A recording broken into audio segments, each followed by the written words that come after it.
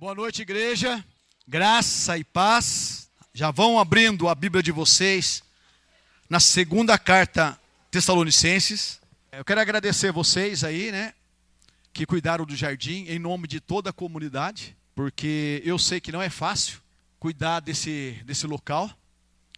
Graças a Deus, está tudo organizado, né? Nós temos coisa ainda para fazer, mas estamos mantendo o local bem arrumadinho. E isso também reflete a glória de Deus, tá bom? Nós vamos, se der tempo aqui, nós vamos falar um pouco também, que o corpo fala, né? A forma que você se veste fala, também o local onde você congrega também fala, tá? Então, a sua casa fala, o quintal da sua casa fala, e nós precisamos dar atenção para isso, porque Deus deve ser glorificado em tudo, não é isso? Quer comais, quer bebais, ou façais qualquer outra coisa, fazei tudo para a glória de Deus. Então fazemos isso para que Deus seja glorificado. Amém? Segunda carta aos Tessalonicenses, a partir do capítulo 2, versículo 13 a 15. O texto diz assim: entretanto, devemos sempre dar graças a Deus por vós, irmãos amados pelo Senhor, porque Deus vos escolheu desde o princípio para a salvação, pela santificação do Espírito e fé na verdade. Para o que também vos chamou mediante o nosso Evangelho, para alcançardes a glória de nosso Senhor Jesus Cristo. Assim, pois, irmãos, permaneceis firme e guardai as tradições que vos foram ensinadas, seja por palavra, seja por epístola nossa. Amém? Nós estamos, há algum tempo já tratando de uma forma escatológica, como eu disse, da volta do nosso Senhor Jesus Cristo. Isso é uma realidade, ou deveria ser uma realidade para todos nós que cremos. Diga amém. Tá? Nós estaremos tratando aqui do tema principal, de que maneira o Filho de Deus deve viver. Começando por aqui, eu estou avaliando algumas coisas ao decorrer do tempo, como eu venho pregando, como as coisas estão acontecendo de uma forma, uma atrás da outra. Não dá muito tempo como antigamente, por exemplo, um terremoto, quando acontecia, era uma média de 4, 5, até 6 anos, para a gente ter uma ideia que o outro ia acontecer. Agora a gente está vendo uma coisa atrás da outra está acontecendo. E é aquilo realmente que Paulo diz que é como se fosse a mulher, como estar para dar à luz, uma contração atrás de outra contração. Quando as contrações estão uma mais próxima da outra, então está próximo da mulher dar à luz. E o Senhor Jesus mesmo disse, que nós iríamos passar por pandemias, guerras, ainda a guerra da Ucrânia está aí permanecendo há mais de um ano. Tá? E falou também de terremoto. Nós tivemos aí um terremoto na Turquia, juntamente ali com a Síria. Na Turquia, só para vocês terem uma ideia, 45 mil pessoas, ainda está contabilizando, morreram. Para vocês terem uma ideia, é a cidade de São Lourenço, de Minas. 45 mil habitantes. Imagina uma cidade sendo devastada pelo terremoto. A Síria contabilizaram pelo menos aí 5 mil pessoas.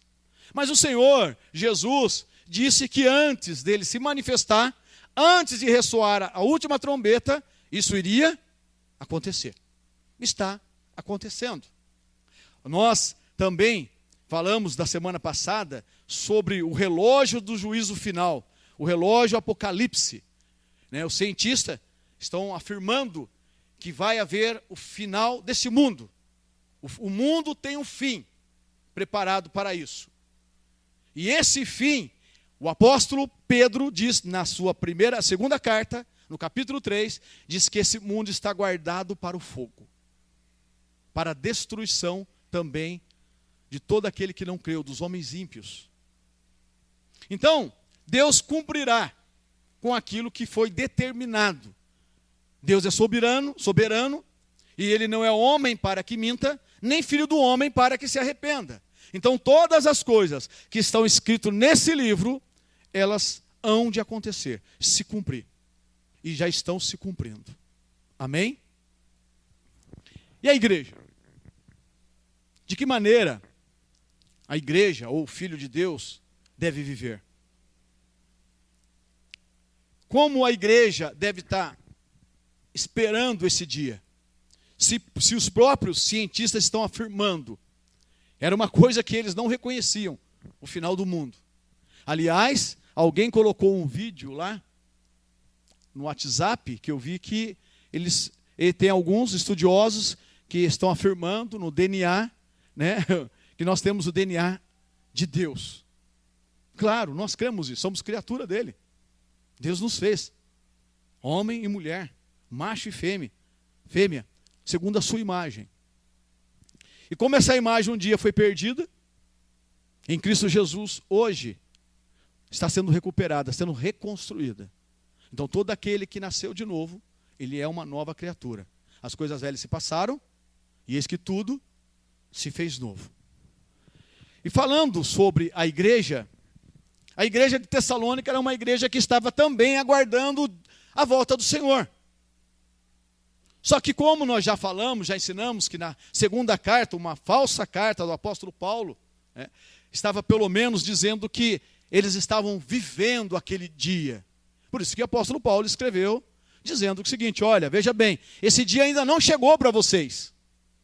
Fique tranquilo, porque isso só vai acontecer quando vier a apostasia e ser revelado o homem da iniquidade. Então, enquanto isso não acontecer, fique tranquilo, estamos aguardando. Então, a igreja de Tessalônica era uma igreja que mantinha constância e fé. Era uma igreja que, vendo o calibre do apóstolo Paulo, quem evangelizou essa cidade, só para você ter ideia, né? A cidade de Tessalônica, na época do apóstolo Paulo, tinha mais de 200 mil habitantes. Era uma cidade idólatra, imoral, devassa, e mesmo assim o evangelho, ele resgatou todo aquele que recebeu a palavra de Deus através do apóstolo Paulo e Timóteo e outros. E aí a ideia é o seguinte, que a igreja da Fonte Imaculada, como lá de São Sebastião, a qual nós cuidamos, seja uma igreja que também, ao ouvir a mensagem hoje, possa receber essa mensagem, não como do Sandro, ou do Tucão, que pregou semanas retrasadas, mas receber essa mensagem como do próprio Deus. A igreja de Tessalônica recebeu essa palavra. E essa palavra se tornou eficaz, produziu resultado, transformação nessa igreja. E eu creio que também o mesmo poder que agiu lá na igreja de Tessalônica é o mesmo poder que age na igreja da Fonte. Amém? Então, rapidamente, dando um norte para vocês, não vou explicar tudo, senão não consigo terminar, tá bom?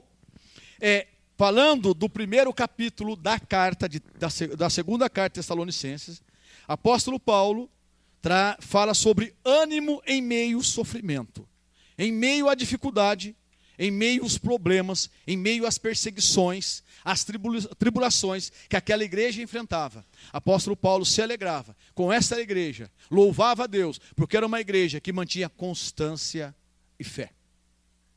Tá? E aí, o recado para essa igreja é um recado digno. Olha, vocês que não desistem, que permanecem, que são fiéis a Deus, vocês são dignos do reino de Deus. Aleluia! Então aquele que permanece em fé em Cristo Jesus, que guarda os seus mandamentos, é uma igreja que é digna do reino de Deus. Amém? No capítulo 2, Paulo faz ali a sua explicação dos seus ensinamentos. Então, um dos ensinamentos do apóstolo Paulo é de que maneira o homem da iniquidade viria. Ele virá com poder. Diz a Bíblia que ele fará sinais e prodígios da mentira. Também diz a Bíblia que fará cair fogo do céu. Por quê? Para enganar a muitos. Porque nós reconhecemos pela Bíblia que aquele que fez cair fogo do céu é Elias. Então, por isso que Jesus nos orienta. Quando isso acontecer, não vá para Jerusalém, fuja de lá, porque será um dia de grande tribulação, como nunca houve na face da terra. E no capítulo 2 encontramos o tema nosso principal, de que maneira o Filho de Deus deve viver. De uma forma resumida, o Filho de Deus deve viver em santificação. O Filho de Deus deve ser santo.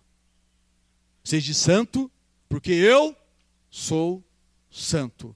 E no capítulo 3, ele fala sobre a capacitação para a vida, fala de obediência, né? Sigam nossos exemplos. E a igreja de Tessalônica foi uma igreja que realmente seguiu o exemplo do apóstolo Paulo e de outros apóstolos, tanto é que foram exemplo tanto na Macedônia como na Acaia. Uma igreja que realmente era modelo. As pessoas olhavam para aquele grupo de pessoas e viam realmente Cristo Jesus.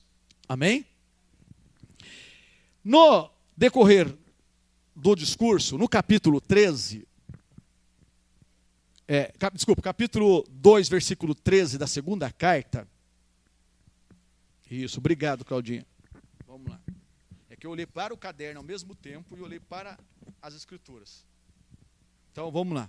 Ele diz assim, ó: entretanto, devemos sempre dar graças a Deus por vós, irmãos amados, pelo Senhor. Porque Deus vos escolheu desde o princípio para a salvação, pela santificação do Espírito e fé na verdade. Paulo manifestava a sua alegria, porque reconhecia o cumprimento da verdade, da palavra de Deus. Deus salvando aqueles a quem ele pregara o evangelho. A promessa se estendeu não só para os judeus, como também para os gentios. E Deus ali cumpre a sua promessa. Como ele diz aqui, no versículo 13. Desde o princípio para a salvação. Não precisa abrir, mas em Efésios capítulo 1, versículo 4, Deus nos escolheu antes da fundação do mundo. Então aqui está a prova dessa eleição. O evangelho chegou até vós. A promessa de Deus está se cumprindo. E vocês creram. E vocês agora, vejam bem, serão salvos. E essa salvação, o que ele está dizendo, não se trata mais da justificação, mas da glorificação. Por quê? Se nós analisarmos a primeira carta do apóstolo Paulo, veremos que ele fala de uma forma escatológica, dizendo da volta de Jesus, que eles deveriam aguardar a manifestação, o ressoar da última trombeta. Lembra do capítulo 4, versículo 13, onde o apóstolo Paulo diz assim, ó: de modo algum nós que estamos vivos, vamos na frente daqueles que morreram. Porque ao ressoar da última trombeta, os mortos ressuscitarão primeiro. Depois nós, os vivos, juntamente com eles, subiremos e encontraremos com o Senhor nos ares. A palavra do apóstolo Paulo na carta de Tessalonicenses é para aqueles que foram justificados. Amém? Por isso que a salvação é pela santificação. Por quê? O autor de Hebreus diz que segue a paz e a santificação, sem a qual ninguém verá o Senhor. E essa santificação é do Espírito, porque é o Espírito Santo de Deus que nos conduz a toda a verdade. É Ele que vai nos persuadir a obedecer. Aliás, nós já falamos de sábado, de um domingo passado, que nós travamos uma luta entre a nossa carne. E diante dessa luta temos dois caminhos para escolher. O caminho da obediência ou o caminho da desobediência. Também disse para vocês que o apóstolo Paulo disse: se andarmos no Espírito, jamais iremos satisfazer as concupiscências da carne. Ou seja, esse desejo desenfreado. Se andar no Espírito, você vai satisfazer, veja bem, aliás, vai mortificar a carne, irá agradar a Deus. Por isso que nós precisamos entender, quando o texto diz, olha, a carne milita contra o Espírito, e o Espírito milita contra a carne, e os dois são opostos. a ideia não é que o espírito está brigando com a tua carne, e a tua carne brigando com o teu espírito, como que a carne pudesse prevalecer contra o próprio Deus. Como eu disse, o Espírito Santo de Deus é Jesus Cristo, ele é o próprio Deus, e ele é infinitamente mais poderoso do que a nossa carne. Mas aonde que eu entro nisso? Porque eu estou no meio dessa batalha. E essa batalha é conselhos vindos do Espírito para que eu me sujeite à palavra, para que eu me santifique, para que eu obedeça a Deus. E para o outro lado, a carne gritando, para que eu faça a minha vontade. E aí, por isso, de que maneira o Filho de Deus deve andar? Deve andar em santificação. E todas as vezes que eu escolho obedecer a Deus, eu estou mortificando a minha carne, estou agradando a Deus. Pois essa é a vontade de Deus, a vossa santificação. Amém? Continuando aqui o versículo 13, na parte final, fé e fé na verdade. Essa fé é confiar. Assim como a igreja de Tessalônica recebeu a palavra, não como de homens, mas como do próprio Deus. Essa igreja confiou na palavra, manifestada no apóstolo Paulo por Deus. Recebendo aquilo como do próprio Deus, confiando como do próprio Deus. A igreja deve também estar pronta para que dessa maneira receba e seja cheia do poder de Deus, pelo Espírito de Deus, crendo nessa verdade, crendo em Jesus Cristo, crendo na sua volta, crendo que Deus é poderoso para te santificar, crendo que Deus é poderoso para mortificar a tua carne. Basta obedecer. Fé na verdade. Falando disso, eu fiz um caminho agora, só para vocês entenderem um pouco diferente, para dar um norte para quem não esteve domingo passado. Mas diante disso, nós estendemos esse sermão também para a primeira carta. E aí eu disse, de que maneira o Filho de Deus deve viver. Então um ponto que eu quero colocar para vocês, o Filho de Deus deve manter constância e fé. De que maneira o Filho de Deus deve viver? Manter constância e fé. Irmãos amados, cuidado com a inconstância. Cuidado com a falta de fé. Isso é um sinal evidente, contrário daquilo que Paulo disse. Porque quem não mantém constância e fé, não é digno do reino de Deus. Porque aquele que mantém constância e fé, é digno do reino de Deus. Vamos ler? Capítulo 1 da segunda carta, versículo 4.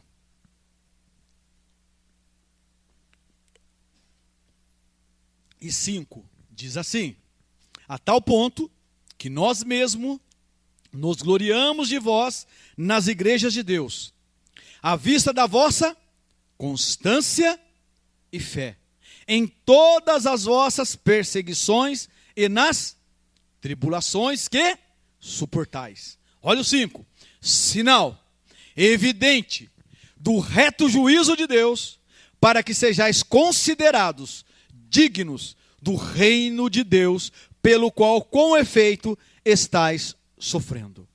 Vocês conseguem perceber que constância e fé, você só vai conseguir manter mediante a tribulação e a dificuldade, os problemas? Porque quando não tem problema, você tende a relaxar. E essa é a dificuldade de todo mundo. Porque quando as coisas, a maré se acalma, você já prestou atenção?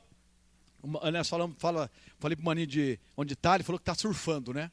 Nós somos assim, quando nós estamos na beira da praia, a maré está muito agitada, a gente recua. Não é isso? Por que recuamos? Hein? Porque temos certo medo. Aquilo vai trazer complicações. Mas de repente, a maré acalma e está tranquilo, a gente não esquece a dificuldade que acabamos de ver, começamos cada vez mais caminhar para o final, e a água está batendo aqui, e aí está lá o salva-vidas apitando, vem para cá e você está tranquilo? E não percebe? As dificuldades servem realmente para que você possa olhar para Deus e confiar em Deus. E esse medo que eu disse, de você não entrar profundamente, deve ser no temor a Deus, por aquilo que Deus está fazendo na sua vida. O que Deus está fazendo? Levando a igreja, você, a manter constância e fé. Amém? Um outro ponto que eu tratei com a igreja. De que maneira o Filho de Deus deve viver? O Filho de Deus deve viver confiando na palavra de Deus. O Filho de Deus deve realmente depositar a sua confiança, a sua fé nas Escrituras. Porque as Escrituras é o poder de Deus para todo aquele que nele crê. As Escrituras transformam vida, nos capacita, nos leva a conhecer a Deus. Uma coisa que a Paloma disse lá em São Sebastião de Rio Verde, ela disse: o primeiro mandamento é esse, e é amar a Deus sobre todas as coisas. Então o mínimo que nós, como cristãos, deveríamos fazer é conhecer a Deus através das Escrituras. Esse é o mínimo. Mas, como eu ouvi lá, o Eros dizendo, e foi o filho do Maninho que passou para mim. O Eros disse esse final, alguns dias atrás aí, que infelizmente, de toda aquela multidão que ele estava pregando, ele falava assim, talvez 50% não subirá. Por quê? Porque não investiga a Bíblia, não confia nas Escrituras, não mantém constância e fé. E eu espero que a igreja aqui não atinja os 50%. Eu espero que todos cheguem naquele dia. Que todos naquele dia possam ouvir o ressoar da última trombeta. Que todos naquele dia recebam o seu galardão, o seu corpo transformado, um corpo incorruptível. Que todos naquele dia possam se encontrar com o Senhor Jesus. Diga amém. Graças a Deus.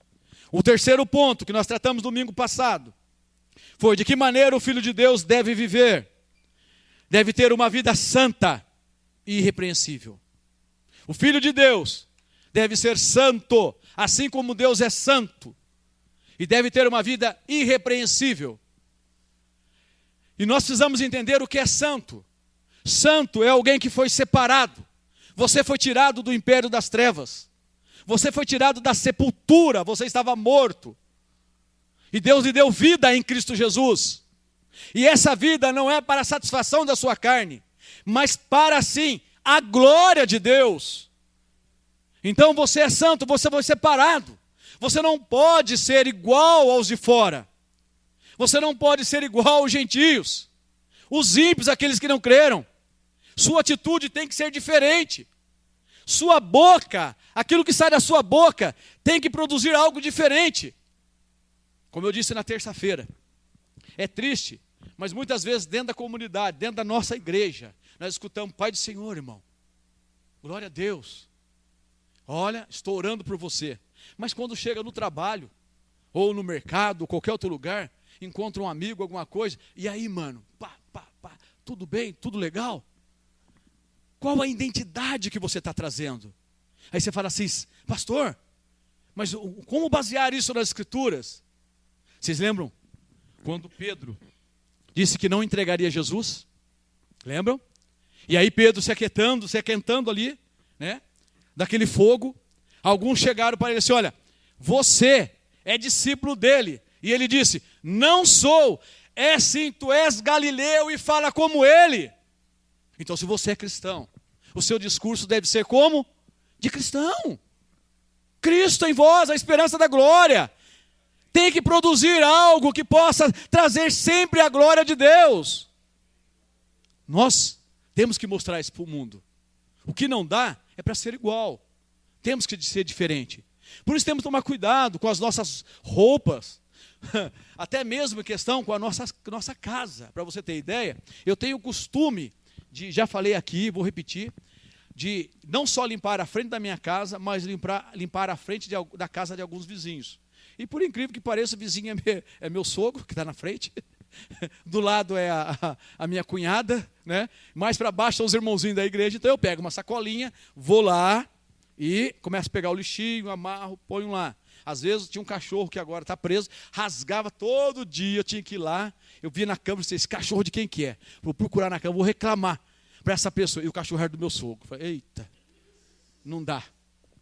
Aí ia lá, amarrava. Aí uma certa vez, uma mulher subindo e falou assim para mim assim, ela me conhece, e falou assim, por que você faz isso? Eu falei, para a glória de Deus. E comecei a ministrar para ela o segundo mandamento. Qual é o segundo mandamento? Amar o próximo como? A ti mesmo. Como eu gostaria que as pessoas fizessem isso para mim, então estou fazendo para eles também. Em tudo nós devemos glorificar a Deus. Então toma cuidado, irmão. O que sai da sua boca, como você se veste, como você anda. Porque você é uma referência. Nós vamos ver mais para frente, tá? Que você é uma referência de Cristo aqui na terra. A igreja representa o nosso Senhor e Salvador Jesus Cristo. E também a palavra irrepreensível. O que é ser irrepreensível? Como eu disse, na palavra grega, ela diz irrepreensível não no sentido moral, mas irrepreensível em não ser omisso em cumprir a lei de Deus. Abram aí esse texto, eu quero que vocês leiam. Lucas capítulo 1, versículo 6. Só a dona Dirce que está me dando amém, hein? Nem o Tuca ali do lado eu vejo dando amém.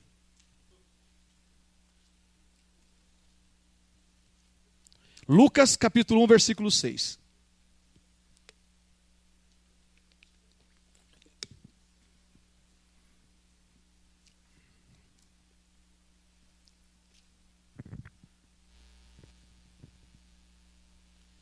Eu gosto de fazer assim, porque uma vez eu falei para vocês, que até então eu tinha um entendimento que parábola era algo, uma historinha que Deus contava, né? Somente. Mas depois, em Mateus capítulo 3, diz que o próprio Jesus dizendo, falarei por parábola e mostrarei coisas ocultas desde a fundação do mundo. Então, parábola é fato. Deus mostra, através de parábolas, as coisas desde a fundação do mundo. E aqui, como eu estou falando com vocês a respeito de irrepreensível, veja bem, nós vamos falar sobre Zacarias e Isabel, sacerdotes, né? E Zacarias estava no seu turno, fazendo orações, o anjo do Senhor aparece, porque a sua mulher era estéril, e diz que Zacarias teria um filho, através de Isabel, sua esposa. Veja bem, Zacarias, para Deus, no versículo 6, ambos eram justos diante de Deus. Então presta atenção. Ambos eram justos diante de Deus, vivendo irrepreensivelmente em todos os preceitos e mandamentos do Senhor. Você, presta atenção, você foi justificado. Amém? Você que creu foi justificado. Então Jesus, ele não somente pagou a nossa dívida, como também nos tornou ou nos deu condições, através do seu Espírito, de sermos justos diante de Deus. Zacarias e Isabel, quando Deus olhou para eles e disse, olha, está aqui alguém justo. Mas por que eles eram justos? Porque eles eram irrepreensíveis. E a palavra irrepreensível diz que você não deve ser omisso em cumprir os mandamentos do Senhor, a sua lei, os seus preceitos. Então, se você quer ser justo diante de Deus, saiba que você deve cumprir toda a palavra de Deus. Você fala assim, é impossível? Não. Porque Deus nos capacitou com o seu Espírito. Uma dica para vocês que acabaram de ouvir agora, e eu creio que pelo Espírito de Deus estão decidindo aí de praticar a justiça de Deus. Vocês terão inimigos. Terão inimigos. Porque vocês irão exortar, admoestar, repreender aquele que está precisando de ajuda ou aquele que está andando no caminho errado. Segunda carta de Tessalonicenses, primeira carta, aliás, de Tessalonicenses, capítulo 2, versículo 10.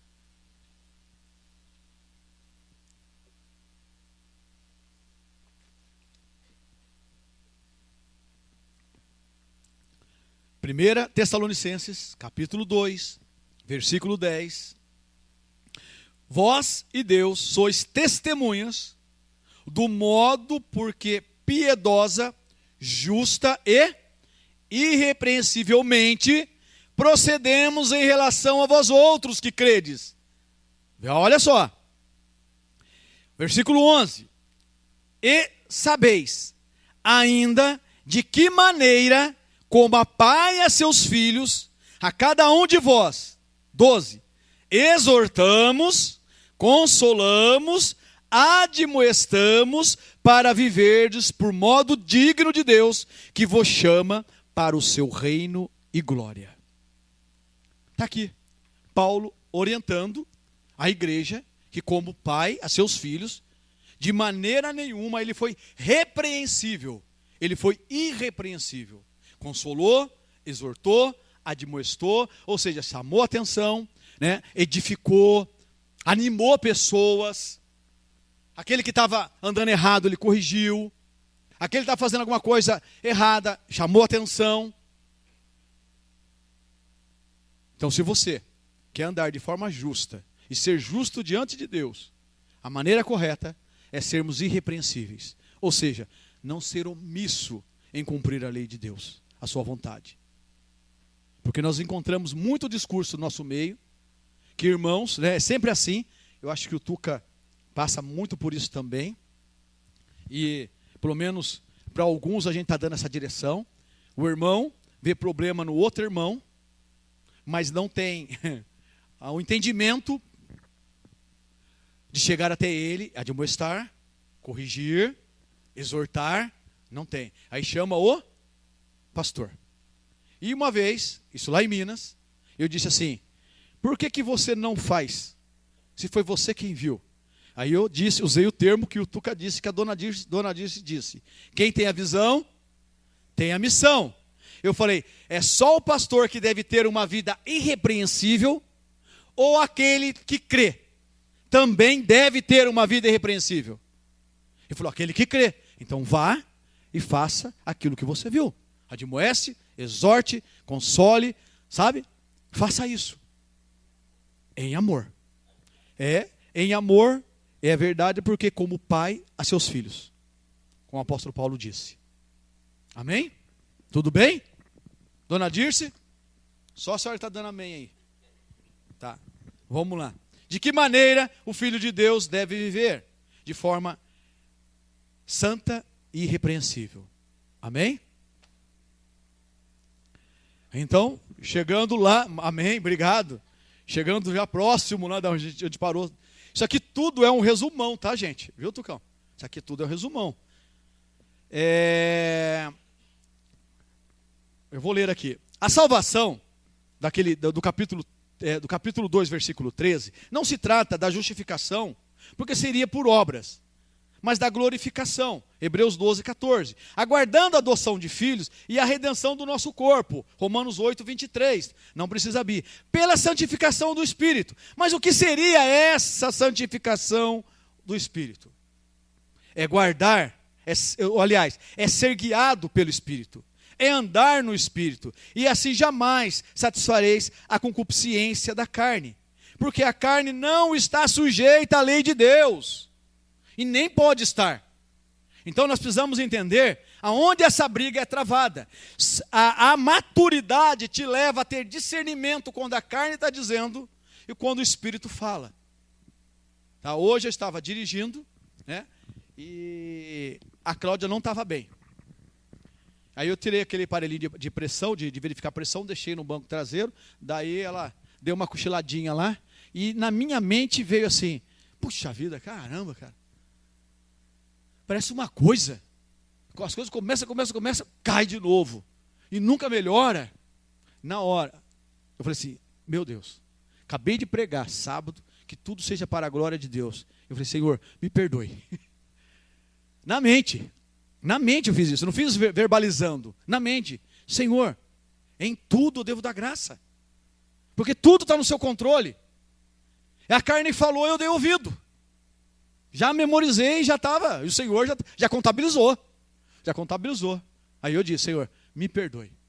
E daí, dirigindo, estava orando por ela, para que ela melhorasse. Hoje ainda não está bem, mas veio, né? E a gente também vai passar no médico terça-feira, né? Vamos passar no médico terça-feira. Eu acho que quanto mais você passa no médico, mais vai mostrando que você é velho. Eu estou sentindo isso. Eu vou marcar médico, você vai marcar médico, você. Estou ficando velho. Porque antes não tinha essas coisas, né? É assim, Tuca? Nós estamos ficando velhos, né, Tuca? Coisas da vida. Amém. Um outro ponto que eu quero colocar para vocês, que é o segundo ponto, mudança de comportamento. É abdicar de velhos hábitos. Hábitos de uma natureza corrupta. Então está na hora de nós, como cristãos, aquele que nasceu de novo, aquele que recebeu perdão de dívida, aquele também que Deus também vai dar toda a condição para ser justo e ter uma vida justa diante de uma sociedade imoral, libertina, idólatra. Isso aconteceu com a igreja de Tessalônica. Esse povo foi testemunha para os de fora, exemplo para os de fora. Nós também devemos dar esse testemunho, exemplo para os de fora. Então, alguns hábitos têm que mudar. Algumas coisas não dá para continuar mais. Precisamos fazer uma correção na nossa vida. O estilo de vida que nós temos que viver agora é o estilo de vida que traz a glória de Deus. Não a glória dos homens. Mas me parece que a igreja, quando agora eu falo igreja, eu não falo somente da nossa, estou falando de todas as igrejas, né, que se reúnem, ou seja, a igreja que se reúne no mundo inteiro, parece que agora estão atraindo mesmo, melhor dizendo, estão sendo cada vez mais atraídos, melhor dizendo, por aquilo que o mundo está oferecendo, tomando forma do mundo. E o apóstolo Paulo diz que nós não devemos andar como os gentios andam. E como eles andam? Na vaidade dos seus próprios pensamentos. Nós não podemos andar dessa maneira, porque nós temos a mente de Cristo Jesus. É a palavra de Deus. Precisamos entender isso. Abram lá Efésios capítulo 4, versículo 17.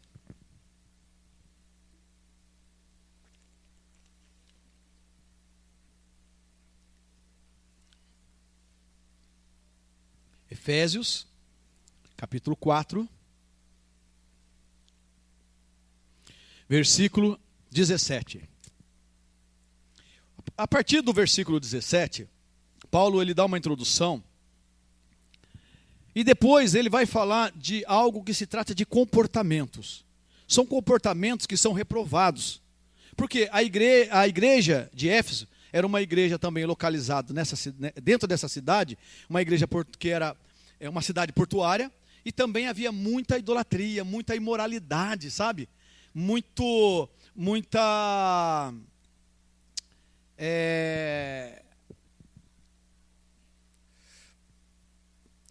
Era imoralidade, muita idolatria também. E aí o apóstolo Paulo fala assim, olha, alguns hábitos vão ter que mudar. Agora é uma questão de comportamento, vocês não podem mais ser parecido com aqueles. Quando as pessoas olharem para vocês, tem que ver Cristo Jesus. Porque ele mesmo diz assim, olha, não foi assim que aprendesse com Cristo. Então como é que eu aprendi com Cristo? É só nós olharmos para dentro da carta de Tessalônica, fica muito claro que essa igreja, além de copiar ali o apóstolo Paulo, ser imitador do apóstolo Paulo, como o apóstolo Paulo era de Cristo, por isso que essa igreja se tornou uma referência, diante dessa sociedade. E no versículo 17 ele diz, isto portanto digo, e no Senhor testifico, que não mais andeis como andam os gentios, na vaidade dos seus próprios pensamentos. Isso aqui é para você, é para nós, é para mim. Não é para andarmos mais na vaidade do nosso próprio pensamento. Vocês já ouviram essa frase, faço o que dá na cabeça? Lembra quando você está meio nervosão, meio assim agitadão, e fala assim, ó, eu faço o que dá na cabeça. Sabe o que significa isso? Uma declaração de quem ainda governa a sua vida. uma declaração de alguém que tem dificuldade de submeter ao senhorio de Jesus Cristo. Porque não é fazer o que dá na sua cabeça, é fazer o que Cristo disse. Por isso que a perseverança dos santos é aquele que guarda os seus mandamentos e a fé em Jesus. Essa deve ser a nossa perseverança. É isso que deve estar na nossa mente. Não é fazer aquilo que desagrada a Deus. Então o apóstolo Paulo aqui no versículo 25, ele vai dizer sobre alguns comportamentos, alguns hábitos que devem ser mudados. Por exemplo, versículo 25. Por isso, deixando a mentira, fale cada um a verdade com o seu próximo, porque somos membros uns dos outros. Então, a orientação é, olha aqui, vocês que nasceram de novo, não devem andar mais na vaidade dos seus próprios pensamentos. Uma coisa é, pare de falar mentira. Fale a verdade um com os outros. Então está aqui. Outro ponto. Versículo 26. Irai-vos e não pequeis. Não se põe o sol sobre a vossa ira, nem deis lugar ao diabo. Olha o 28. Aquele que furtava, não furte mais. Antes trabalhe, fazendo com as próprias mãos o que é bom, para que tenha com o que acudir o necessitado. Veja bem, outra dica para você que gosta de guardar o seu dinheirinho, né? Gosta de fazer aquela poupança gorda. Você que trabalha, o dinheiro que você tem não é só para a sua satisfação, é para que você possa acudir também os necessitados. Isso é uma forma de dizer que você não anda também como os gentios andam, na vaidade do seu próprio pensamento. Agora, uma questão é, quando não se muda o hábito, o Tuca já falou, essa frase, como eu disse, não é minha, é do Hernandes Dias Lopes, né? Quando não se muda o hábito, se muda a doutrina. Aí é perigoso. Por exemplo, alguém que nós andamos por muito tempo, não vou citar o nome aqui, mas por muito tempo pregou, me ensinou dizendo que a comunhão é de extrema importância. Lembra disso? Não fale o nome. Ó, Tuca, você já passou a linguiça aí, sei quem é. Por muito tempo disse que nós deveríamos congregar. Por muito tempo disse que nós deveríamos estar lendo a Bíblia, obedecendo. E que o tripé, eita, agora já alguns já lembraram, que o tripé era a palavra, e né, Atos 2:42, os discípulos permaneciam na doutrina, que é a palavra, na comunhão, que é o partir do pão, e nas orações. Então era extremamente, o quê? Importante.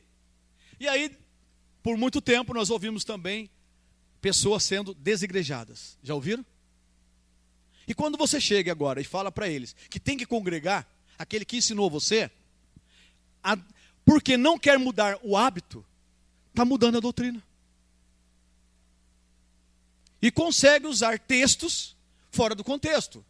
Por exemplo, ele mesmo diz que ele é a igreja. Nós somos a igreja. Nós somos pedras vivas. Fazemos parte dessa construção, dessa igreja espiritual. E aí eu disse para ele, veja bem, com quem que você comunga? Porque ele disse para mim que era mestre. E aonde estão os seus discípulos? Então, não quer mudar o hábito. Começa a mudar a doutrina. Isso é extremamente perigoso. De que maneira o Filho de Deus deve viver? Esse é um outro ponto. Renunciando à sua vontade.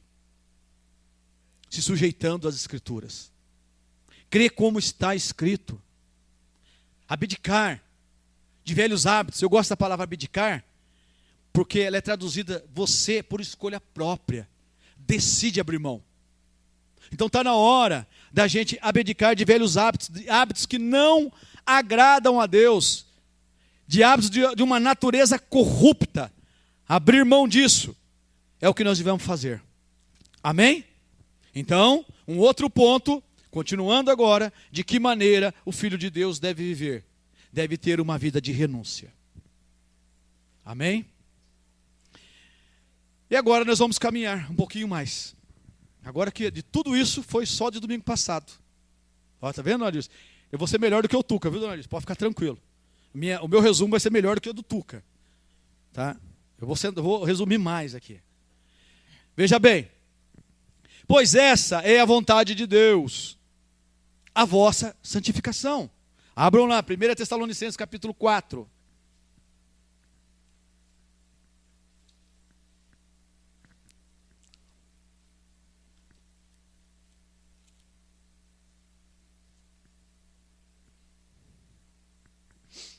Primeira Tessalonicenses, capítulo 4, versículo 3, diz assim: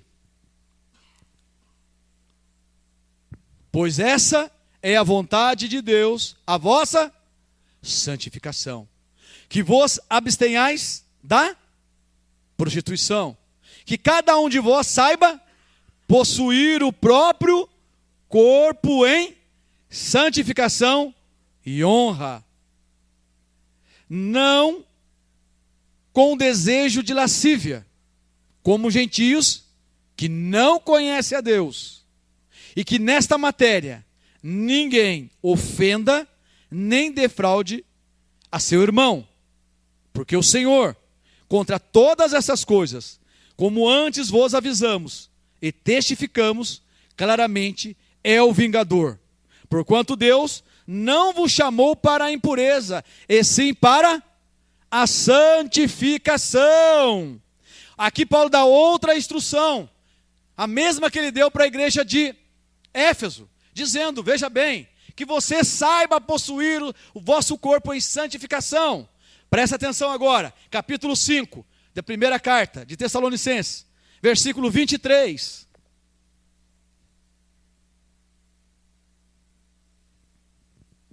Diz assim: o mesmo Deus de paz vos santifique em tudo, e o vosso espírito, alma e corpo sejam conservados íntegros e irrepreensíveis na vinda de nosso Senhor Jesus Cristo. Você vai ver que essa palavra irrepreensível, geralmente ela anda junto com o dia do Senhor, tá? Ela anda bem paralelo ao dia do Senhor. Por quê? Se nós abrirmos a nossa Bíblia lá em 1 Pedro, abram lá, aliás, 2 Pedro, capítulo 3, passando essas ideias que eu acho que é de extrema importância. 2 Pedro, capítulo 3, rapidinho, fazer um resumão aqui, bem rápido. No versículo 7, 3:7, ele vai dizer o seguinte: ora, os céus que agora existem e a terra, pela mesma palavra, têm sido entesourados para o fogo, estando reservado para o dia do juízo e destruição dos homens ímpios. Versículo 11. Amém? Visto que todas essas coisas hão de ser assim, desfeitas, deveis ser tais como os que vivem em santo procedimento e piedade, esperando e apressando a vinda do dia de Deus. Versículo 14 agora, fechando para a gente entender, diz assim: por esta razão, pois amados, esperando estas coisas, que coisas? O final do tempo, o dia do Senhor, empenhai-vos por serdes achados por Ele em paz, sem mácula e irrepreensível. Então, só por sabermos que o dia do Senhor se aproxima, o Senhor vai se manifestar, a última trombeta vai tocar, então nós devemos nos apresentar diante de Deus, veja bem, sem mácula e irrepreensível. Você está preparado para encontrar com o seu Senhor? Se a trombeta tocasse hoje, hein? Lembrando que irrepreensível é não cometer pecado de omissão em cumprir a lei, a vontade, o mandamento de Deus. Amém? Essas mudanças só poderão acontecer se mantermos fé na verdade, assim como a igreja de Tessalônica, pois receberam a palavra não como palavra de homens, e sim como em verdade é a palavra de Deus, a qual, com efeito, está operando eficazmente produzindo resultados, sendo transformados, abandonaram os ídolos, a prostituição, o desejo de lascívia, ou seja, pelo que é proibido e imoral, deixaram de ofender e defraudar, deixaram a impureza e assim vivendo de maneira que agrada a Deus pela fé. Pois sem fé é impossível agradar a Deus. De que maneira o Filho de Deus deve viver? Por fé. Por fé. Fé é a certeza das coisas que se esperam e a convicção do fato que não se vê. Você deve confiar no que você está lendo. Ao examinar a Escritura, se você tem o Espírito de Deus, absorvendo o que você está lendo, o Espírito de Deus, se você crê que essa palavra é de Deus, o Espírito de Deus o levará a cumprir a vontade de Deus, não da sua carne. Porque se andais no Espírito, jamais satisfareis a vontade da carne. Percebe que é uma questão de escolha? Como eu disse ontem para o pessoal de Minas, se obedecer, bênção. Se desobedecer, maldição. Maldição. De Deus não se zomba. O que o homem plantar, ele também vai colher. Se plantar coisas da carne, corrupção. Se plantar do Espírito, vida eterna. Então escolha servir a Cristo, escolha obedecer. É melhor obedecer do que sacrificar. A Raquel, todo mundo já conhece, o Tuca vai saber da notícia agora. Ela me procurou certo dia, porque ela foi confrontada por uma funcionária. E esse confronto já vinha acontecendo há algum tempo. E para estar na posição que ela está hoje, certa vez o dono da loja propôs para ela que queria mandar todos os funcionários embora e pagasse por fora, sem registro, de um período de 6 meses que eles estariam recebendo aquele plano do governo. Como é que é o nome? É seguro-desemprego. Não é seguro-desemprego? O que é?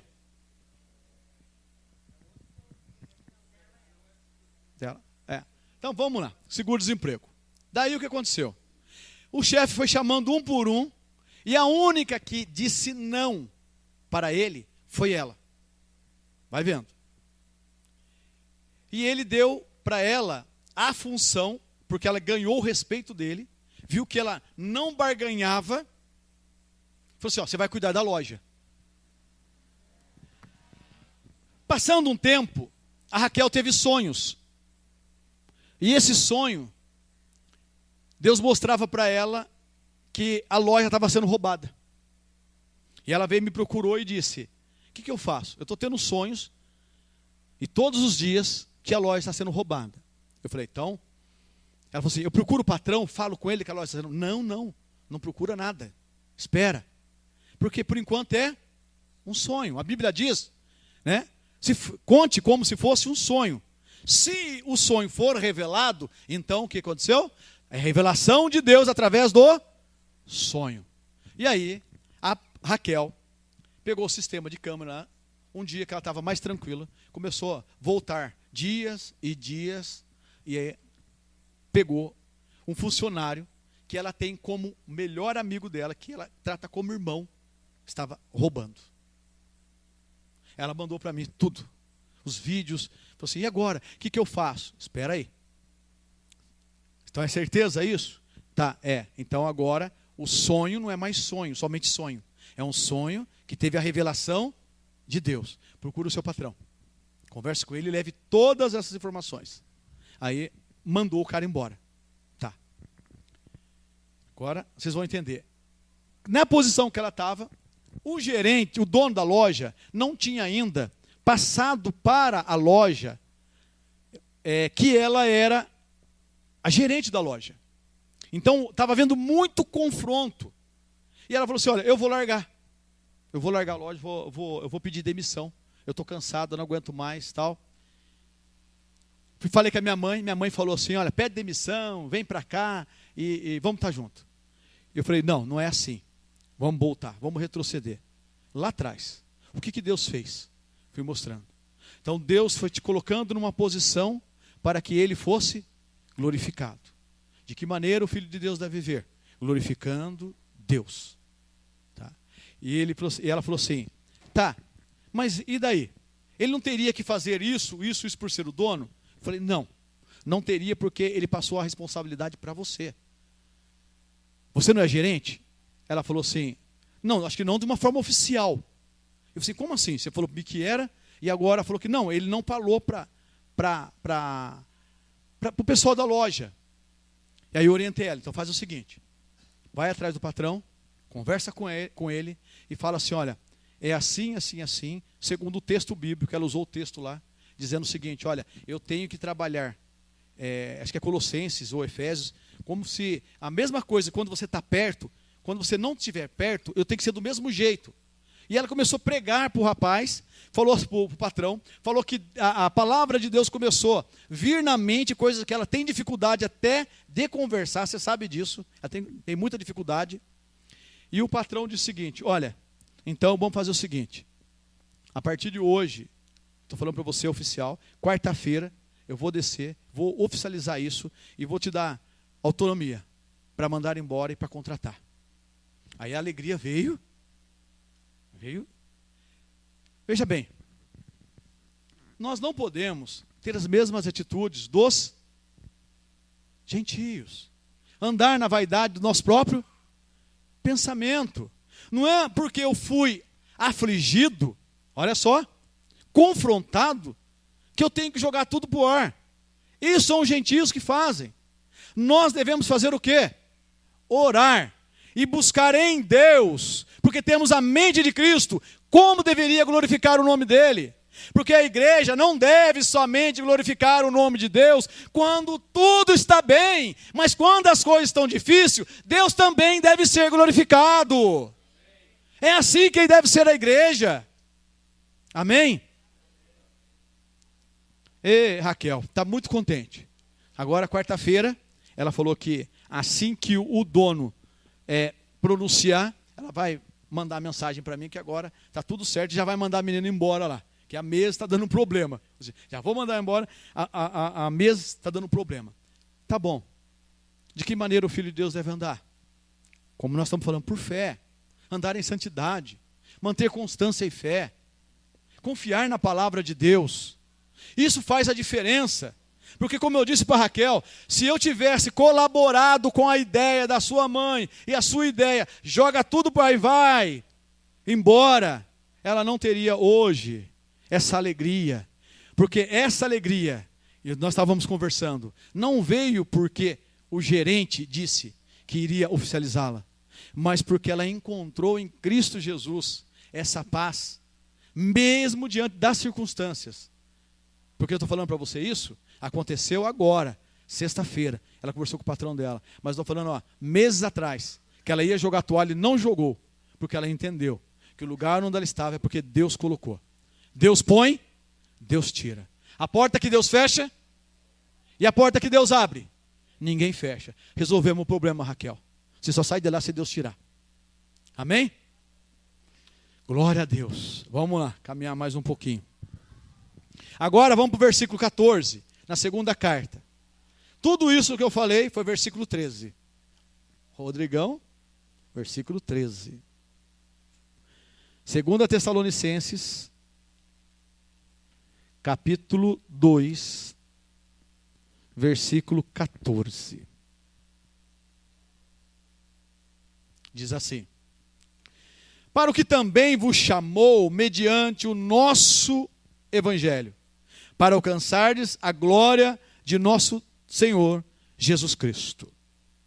Confirmando a ideia do apóstolo Paulo, disse que Deus, os escolheu desde o princípio. Antes da fundação, Deus já os elegeu, para que o evangelho chegasse até eles. E por intermédio do evangelho, quando crescem, fossem salvos.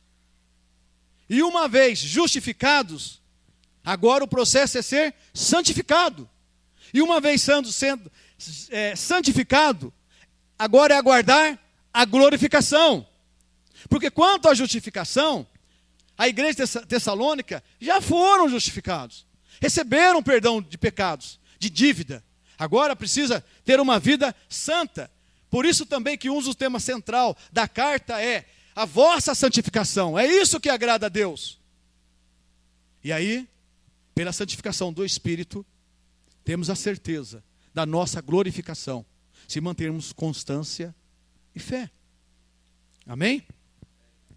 A pregação do Evangelho, ela é essencial, pois o mesmo é o poder de Deus para a salvação de todo aquele que nele crê. Isso é Romanos 1,16. E é pelo Evangelho que Deus nos chama ao arrependimento. É a pregação sua.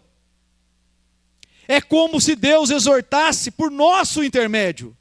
Em nome de Cristo, pois rogamos que vos reconcilieis com Deus.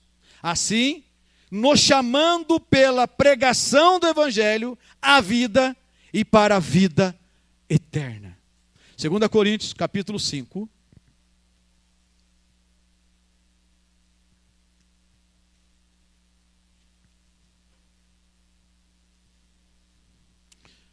Segunda carta de Coríntios, capítulo 5. Hoje faltou bastante. Será que é a chuva, Tuca? Marta e Bidu? Não. Faleceu, né? Marta e Bidu. O tio também faleceu? Rapaz. É. O Pedrinho está lá. Né? Mas eu conversei com o Mané e falou que aquilo é oficial, sim. Tá? Ganhou, já estendeu para o corpo. Vamos fazer outra biópsia lá, mas já estou falando em quimioterapia e outras coisas mais, só para continuar orando. 2 Coríntios 5, versículo 18, diz assim: Ora, tudo provém de Deus, amém? Que nos reconciliou consigo mesmo por meio de Cristo e nos deu o ministério da reconciliação. 19, a saber, que Deus estava em Cristo, reconciliando consigo o mundo, não imputando aos homens as suas transgressões. E nos confiou, presta atenção, nos confiou a palavra da reconciliação, de sorte que somos embaixadores em nome de Cristo, como se Deus exortasse por nosso intermédio. Em nome de Cristo, pois rogamos que vos reconcilieis com Deus. Você é um embaixador. Você é aquele que representa Cristo Jesus. De que maneira o Filho de Deus deve viver? Viver pregando o Evangelho, anunciando a boa notícia, como aquele que representa Cristo aqui na terra. Como assim o Evangelho te alcançou? Você deve propagar o Evangelho para outras pessoas, para que o Evangelho alcance outras pessoas. Sem a pregação do Evangelho, não há arrependimento. Porque é necessário que a pregação do Evangelho seja feita, para que você também dê a boa notícia. Então é necessário que você diga: olha, você está apartado de Deus. A ira de Deus está sobre você. Você está morto em seus delitos e pecados. Mas tem uma solução. A solução é Jesus Cristo, que nos traz vida juntamente ao Pai. Se você crer nele, de todo o seu coração, confessar com a sua boca e com a sua vida, melhor dizendo assim, você será salvo. Você será justificado. E uma vez justificado, tem que ser santificado. E uma vez sendo justificado, santificado, aguarde a glorificação do vosso corpo, da vossa alma e do vosso espírito. Assim aconteceu com o apóstolo Paulo. Ao obedecer a ordem, o mandamento de Jesus, ide por todo o mundo, pregar o evangelho a toda criatura, está em Marcos 16:15, e passando por Tessalônica, anunciando o evangelho do arrependimento, do perdão, da reconciliação, muitos de Tessalônica creram e se converteram a Deus. para servirdes o Deus vivo e verdadeiro, e para aguardardes dos céus o seu Filho, a quem ele ressuscitou dentre os mortos, Jesus, que nos livra da ira vindoura. 1 Tessalonicenses, capítulo 1, versículo 9.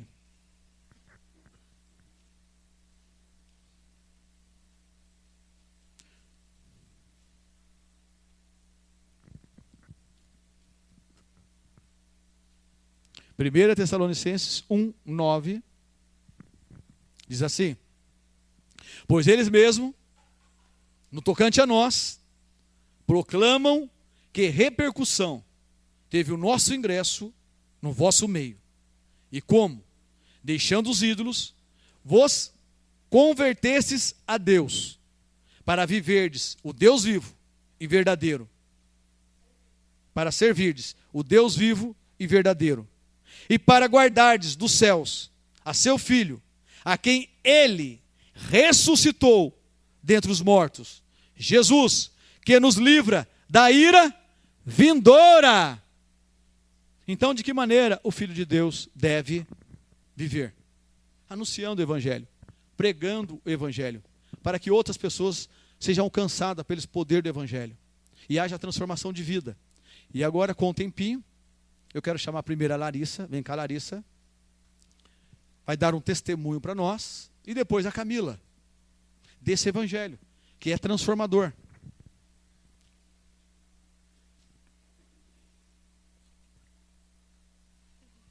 É do mesmo, né? Bom, o Sandro falou para mim dar meu testemunho de novo, porque pastor Sandro... porque não deu para muita gente ouvir, né, no dia do batismo. Queimou a caixa de som. E para quem não estava lá também, né, ouvi hoje também. Bom, como eu estava falando, antes de vir para a comunidade eu já era de outra igreja, né, e nessa igreja eu tinha muitas dúvidas sobre o que era pregado, tinha muitas coisas que eu não entendia, muitas coisas me colocavam medo, né.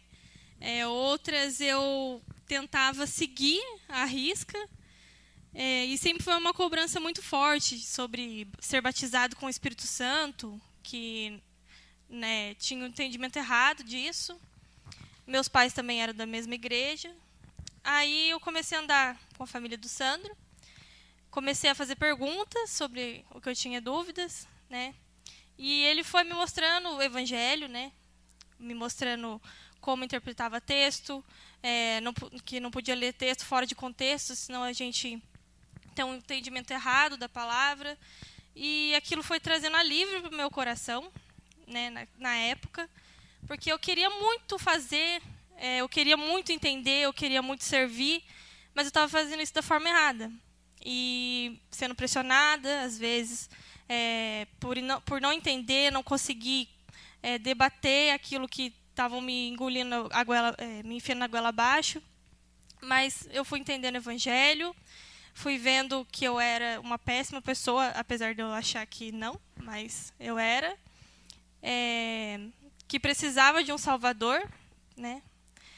E eu até já dei, acho que esse testemunho há uns 4 anos atrás, ou 5 anos atrás, quando eu falei que eu tinha muito medo da volta de Cristo. Porque quando eu ia nos cultos que tinha pregação sobre isso, ficavam falando que, porque o céu vai queimar, porque você vai sofrer, porque não sei o quê, que não sei o quê. E eu detestava ir no culto que falava sobre a volta de Cristo. Nossa, eu ficava olhando pro teto, olhando para lá, às vezes ia umas 30 vezes beber água para não ter que ouvir isso, porque eu morria de medo. Porque na minha cabeça, eu não ia conseguir ser salvo. Porque eu não conseguia cumprir com o que me falavam, eu não conseguia fazer o que me pediam. Às vezes, por interpretação errada dos textos, né, as pessoas cobravam demais a salvação por obras. Então, eu ficava naquela correria de fazer para ser salvo e não conseguia, e aquilo me dava um desespero. Até uma vez a minha mãe estava vendo um vídeo no celular. Não lembro se ela estava na cozinha ou se ela estava passando roupa. Aí, no vídeo, era um vídeo sobre a volta de Cristo. E começou a tocar uma trombeta. E nisso, eu estava tomando banho, ou estava no meu quarto, não lembro o que era. E, cara, aquilo me deu um tremor, né? Me deu uma agonia, que eu achei que era Jesus voltando. Daí eu fiquei desesperada, eu saí do meu quarto, correndo, procurando minha mãe pela casa, falando, mãe, cadê você? Cadê você? Cadê você? Cadê você? E eu vi ela chorando, olhando o vídeo da volta de Cristo, né? E eu preocupada, porque eu achava que eu não ia subir de qualquer jeito. Porque eu não conseguia fazer, eu ficava naquela busca de fazer. E foi lendo a palavra, né, que Cristo transformou a minha vida, e eu tive paz, porque realmente nada que eu fizesse poderia salvar a minha vida. Nada do que eu fizesse seria o suficiente, né, para agradar a Deus, porque foi Ele que me amou primeiro, né, foi Ele que se entregou por mim, pelos meus pecados. Foi Ele que me limpou dos meus pecados. E desde então, como eu falei no retiro, no batismo também, eu não consegui pecar em tranquilidade, né? Porque visto um Deus que morreu por mim, se entregou para que me desse a vida eterna, né? Como eu conseguiria pecar em paz mediante um Deus tão grande que fez isso por mim? E durante essa caminhada eu tropiquei várias vezes, fiz coisas que às vezes, por desânimo, eu parei de olhar para o alvo que era Cristo. Pequei várias vezes, mas em todo momento eu via a igreja, principalmente os irmãos, me admoestando. Por isso que é importante, como o Sandro está pregando aqui, a gente admoestar uns aos outros, exortar uns aos outros, né, para que a gente não desanime. E mesmo com tantas as dificuldades que eu já passei, eu sei que Deus tem cuidado de mim e eu não consigo mais viver sem Ele. Não tem como mais viver sem Ele. Por onde eu passo, eu procuro pregar o evangelho. Inclusive, Deus me deu um emprego na GM. Eu estou tentando trazer colegas de trabalho para cá, né? Procuro sempre falar do evangelho, dar um bom testemunho. É difícil, mas Deus tem me capacitado. E foi por isso que eu pedi para o Santos para que eu pudesse ser batizado, porque eu entendi que isso já tinha acontecido no meu coração. Não foi a partir daí que eu comecei a ter uma mudança de vida. Foi algo que já aconteceu. E eu estou muito feliz, né, de poder ter a igreja naquele dia, que vocês testemunharam isso juntamente comigo. E agradeço vocês também por cada dia que vocês puxaram minha orelha, por cada vez que vocês me comentaram alguma coisa que não estava legal, me chamaram para conversar e me ajudaram, certo? Amém, Larissa. Agora vem Camila. Viu por que é importante pregar o evangelho? Porque temos que falar do evangelho?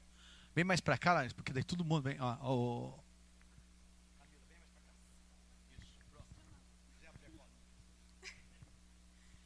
Meu Deus. Eu trouxe uma colinha porque eu sou muito esquecida. Vou falar um pouquinho sobre ser repreensível, né? Prometo ser breve. Meu marido falou para eu não demorar, que ele está cansado de ouvir minha voz já. Mas faz 7 anos que eu tenho estudo na minha casa, né? A gente começou lá em agosto. Há 7 anos atrás, através da Miriam e do Axé. E logo que começou, eu pedi para o Sandro, eu falei para o pastor Sandro assim, pastor Sandro, pastor, eu gostaria de ser batizada. A primeira pergunta que ele fez para mim, ele falou assim, mas por que você quer ser batizada? Eu falei assim, porque eu quero ter mudança de vida. Eu acho que para quem realmente não conhece a Cristo, quem não tem uma experiência, é a primeira resposta, né, que a pessoa pode dar. Ele falou assim, mas você acha que você sendo batizada, você vai mudar a sua vida? Aí eu falei para ele assim, eu creio que sim. Aí ele pegou e falou assim, mas eu não vou te batizar. Aí eu falei assim, mas por que o senhor não vai me batizar? Ele falou assim, porque você precisa conhecer mais o Senhor. Você precisa buscar mais. E aquilo ficou na minha cabeça. Eu gostaria muito até que hoje tivesse uma pessoa aqui, mas infelizmente não está, porque o que aconteceu com ela, aconteceu comigo, e hoje eu estou aqui para testemunhar isso. Eu fiquei muito chateada com o Sandro na época, Pastor Sandro. Ai, meu Deus. Na época eu fiquei muito chateada. Minha vontade não era mais de vir na igreja, nem queria ver ele. É verdade. E assim, o Sandro, para quem conhece, ele é muito direto, né? O pastor Tuca, ele já é um pouco mais maleável. O Sandro não, o Sandro que ele tem para falar, ele já fala na lata mesmo, né? Vamos dizer assim. E só que eu vi que tudo que ele falou fez sentido na minha vida, porque várias coisas aconteceram e eu pude ver que o quanto era importante a gente caminhar com o Senhor, a gente buscar cada vez mais. E eu fui vendo isso através das atitudes, das minhas atitudes, que Deus me mostrou que realmente Ele estava certo, que eu não... Por que eu poderia ser batizado se nem ler a Bíblia eu lia? Eu nem sabia orar, né? Eu falava assim, eu não sei orar. Então, eu comecei a falar assim, Senhor, mostra o que eu tenho que fazer, o que eu preciso fazer para me mudar. E eu comecei a colocar Deus como prioridade na minha vida. Algumas pessoas me conhecem, sabem que meus pais, é muito importante, lógico, né, pai e mãe é importante, mas eu colocava sempre meus pais em primeiro na minha vida, em tudo. E hoje mesmo eu falei para minha mãe assim, eu estava lá na roça, eu falei para ela assim, mãe, primeiro lugar vem Deus, depois a família. E ela olhou assim para minha cara, você está certa, você está certa, Deus em primeiro lugar na sua vida. E através disso, quando eu comecei a colocar Deus em primeiro lugar na minha vida, a minha vida começou a ser transformada. O meu relacionamento começou a ser diferente, a minha vida com meu esposo, a minha vida com a minha família começou a ser diferente. Então, muitas vezes as pessoas falam, que nem a Larissa falou, dá um puxãozinho de orelha, a gente fica chateado, mas não é porque as pessoas nos amam que elas falam isso. Então, eu peguei até uma mensagem aqui de nós, filhos de Deus, precisamos ter uma conduta repreensível, porque Deus nos enviou até este mundo a glorificar o seu nome através do exemplo de vida. Então, nós estamos aqui hoje testemunhando o que aconteceu com a gente, para que outras pessoas também possam ver que todo mundo erra. Um não, às vezes, não é um não porque a pessoa não gosta de você, mas sim porque ela te ama. Muitas vezes, o pai ou a mãe falam um não para um filho, mas é porque ele ama. E eu hoje estou aqui para a honra e glória do Senhor. Fui batizada também junto com a Larissa, para quem não sabe. E o que ela falou, eu faço as minhas palavras. Eu não sei viver mais sem Cristo. Deus tem transformado a minha vida a cada dia. Como ela também testemunha no trabalho dela, eu também estou fazendo isso no meu trabalho. E assim, o pastor falou hoje, às vezes vem palavras, que nem aconteceu com a Raquel, que eu também não imaginaria de falar. E eu estou fazendo isso. Graças a Deus, Deus tem me ajudado e colocando pessoas para que eu possa testemunhar a minha vida, coisas que já aconteceram, que eu lembro até hoje que o pastor Tuco, o pastor Sandro falou assim, que tudo que acontece com você hoje, lá na frente você vai testemunhar. E eu estou fazendo isso hoje. Para a honra e glória do Senhor. Glória a Deus. Bom, é isso.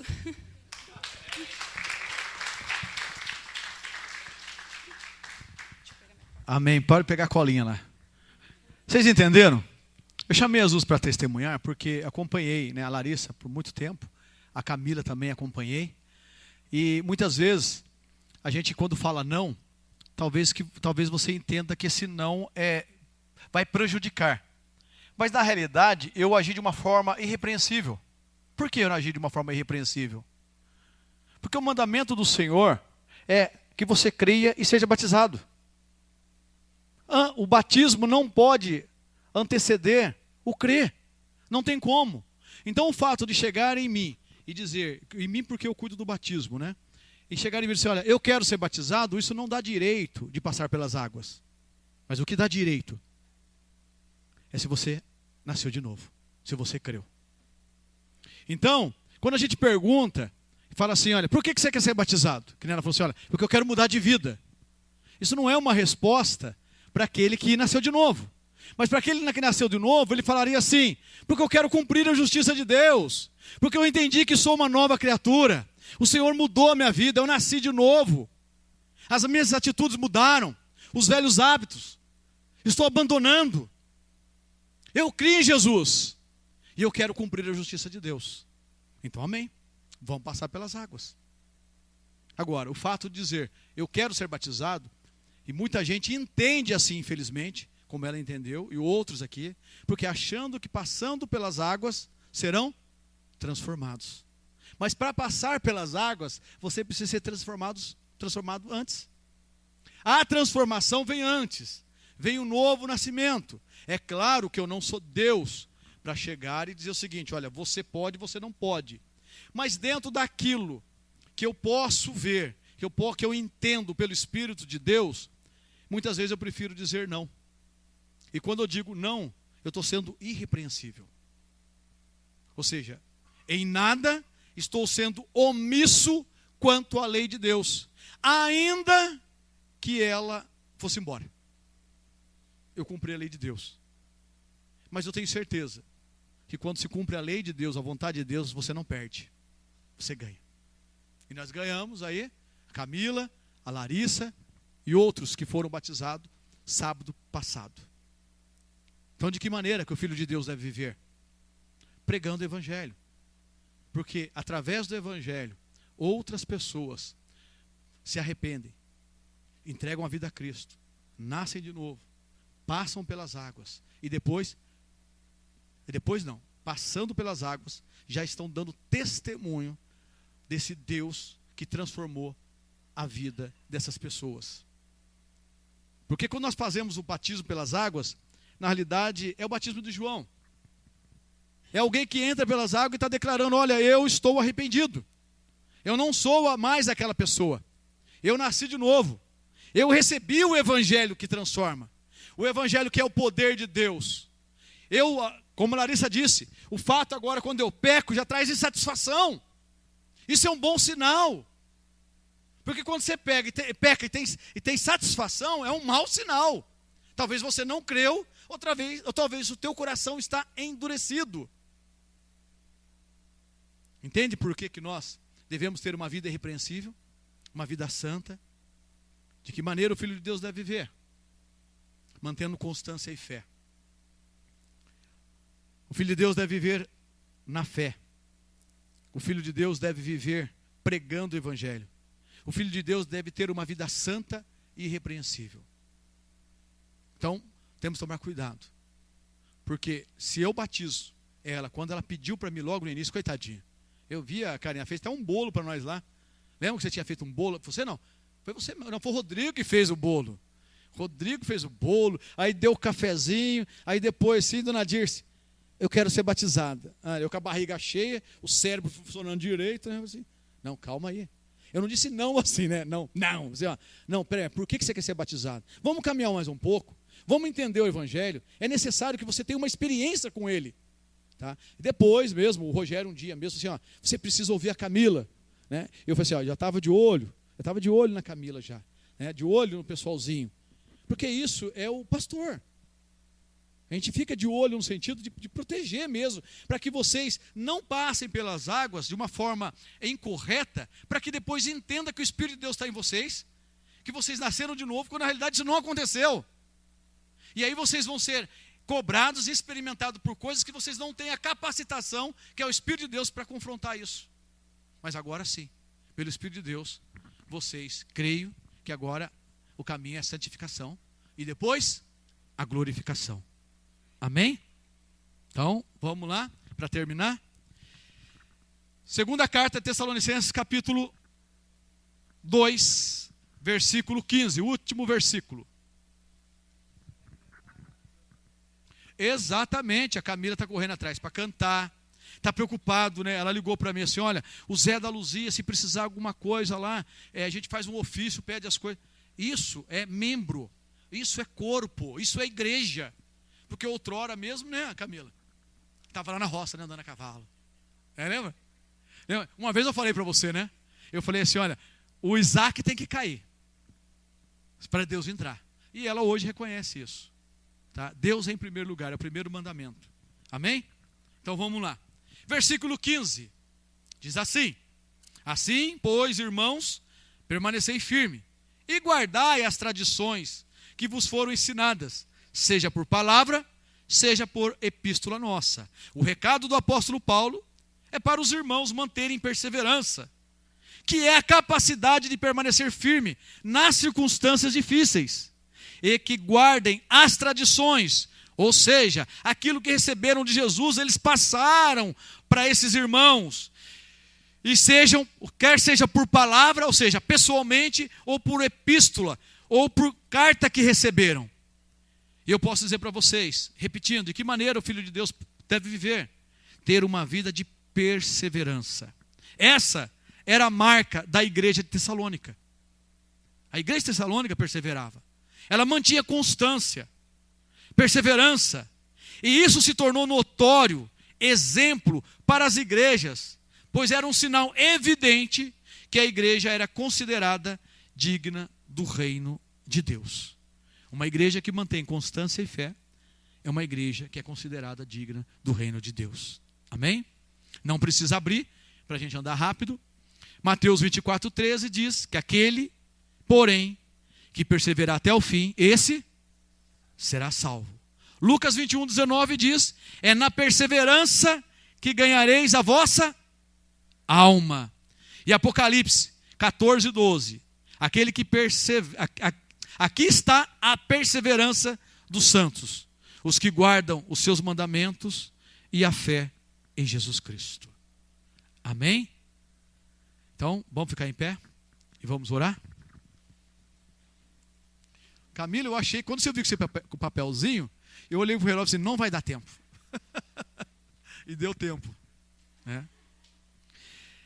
A gente teve aquele momento de demora do batismo e outras coisas mais, até conversei com o Tuca, mas vale ressaltar isso aí. Né? As pessoas, quando me procurarem para ser batizado, é claro que eu vou fazer todo um trabalho para que essas pessoas possam realmente entender. E aí na pregação do evangelho elas vão entender que não é o momento e vão entender que é o momento. Tá bom? Quem vai decidir é essa pessoa. Mas o evangelho tem que ser revelado a eles. Tudo bem? Também nós agora colocamos, eu e o Tuca conversamos lá, foi muito rápido. A gente entendeu que ninguém mais participa da ceia sem antes passar pelo batismo.